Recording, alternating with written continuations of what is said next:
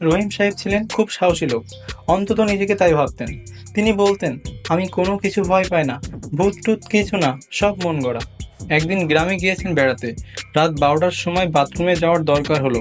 বাড়ির পেছনে অন্ধকার জায়গায় ছিল বাথরুম। হঠাৎ তার ল্যাম্পটা বন্ধ হয়ে গেল। তবুও সাহস করে এগিয়ে গেলেন। হঠাৎ শুনতে পেলেন পাতার খসখস শব্দ। চোখ কপালে তুলে দেখলেন একটা সাদা কাপড় পরা অভাব গাছের নিচে দাঁড়িয়ে আছে।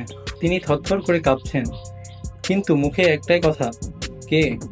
আমি কিন্তু ভয় পাই না, বলে দিলাম। কিন্তু সে অবয়ব কিছু না বলে ধীরে ধীরে তার দিকে এগিয়ে এলো। রহিম সাহেব ভয়ে পেছনে হেঁটে গেলেন, আর মুখ দিয়ে একটাই কথা, কে? কে? কে? হঠাৎ পেছনে পা পিছলে পড়ে গেলেন কাদায়।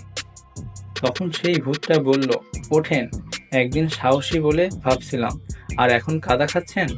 এই সাহসী ভূতটা ভূত নয়, সাধারণত তার বউ। যারা বলে ভয় নেই, তাদের ভয় ধরাতে সময় লাগে না। আর বউ যদি প্ল্যান করে, তাহলে ভূতেরও চাকরি যাবে।